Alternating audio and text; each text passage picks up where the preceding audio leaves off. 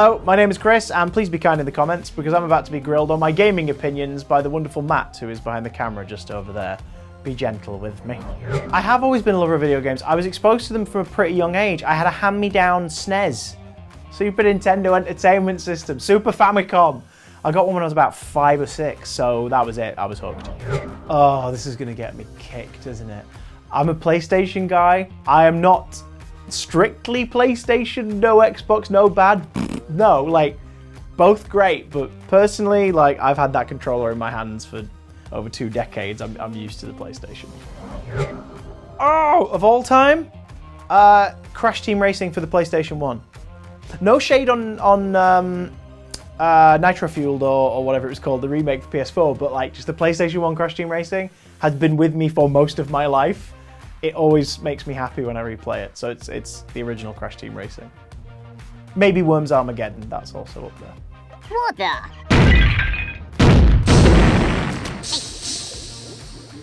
Oi, nutter! We've interviewed some amazing people so far. A lot of them you guys haven't seen yet. We've got them in the bank, in the vault, as it were. For me, as a performer, there's a few voice actors I'd really like to get in the hot seat, particularly Nolan North. The dude has done everything. He's been in everything, but most importantly, he's Nathan Drake. I want to talk to Nolan North. Uncle Noli, if you're out there, check your inbox. We've probably asked you already. It's a toss-up between when I was younger and I first played Kingdom Hearts, I couldn't defeat Ansem at the end. I just couldn't get through it, and I moved on to the sequel the moment it came out. I've since done it on the PlayStation 4 port though, but one game I've never completed, in fact, this is embarrassing, I've never got past the first stage on Tatooine, is Super Star Wars for the SNES and all the ports since. Every time I've seen it and gone, oh yeah, I'll play that, and I've bought it again, I still cannot get past the Sarlacc pit. I just can't do it. And if I do, I lose the speeder section. So Super Star Wars, bane of my existence. Oh, that's a retro game series I'd like to bring back. I was going to say Killer Instinct, but it's been back on the Xbox since, hasn't it? I would like to permanently bring back like the old school Disney side-scrolling platformers from like the Sega Genesis, Super Nintendo generation.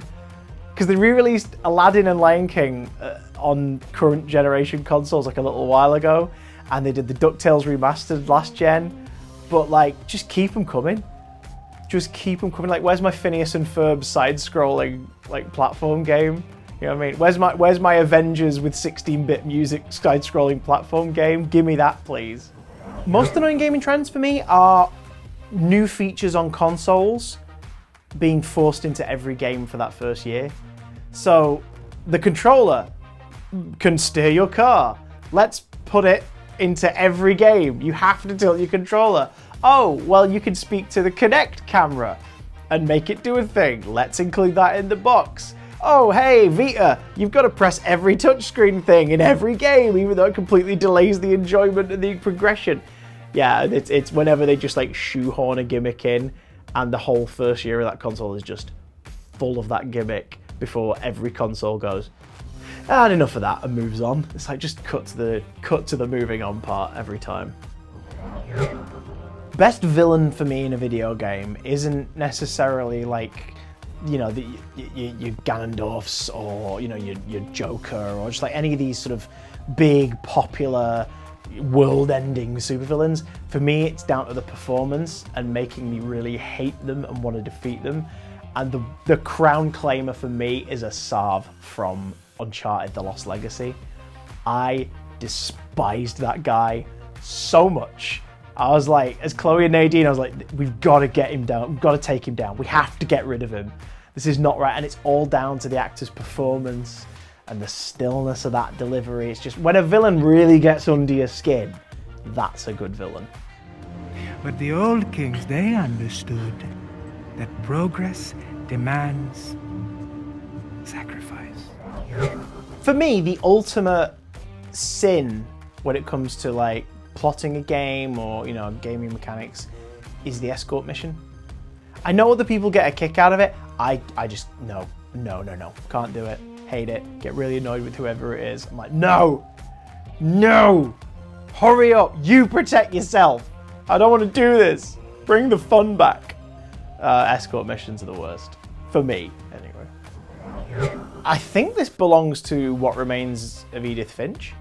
Because I wasn't expecting to be moved that much. I'd heard it was fun and interesting, and I knew that it was going to be about the different stories of different people's lives in this one family, but the different way that they told it, the switch of gameplay for each one, just that pacing and the music, like I came out the back of that going like, I would love to play that again. I also never want to play that again because this was such a wonderful experience from start to finish.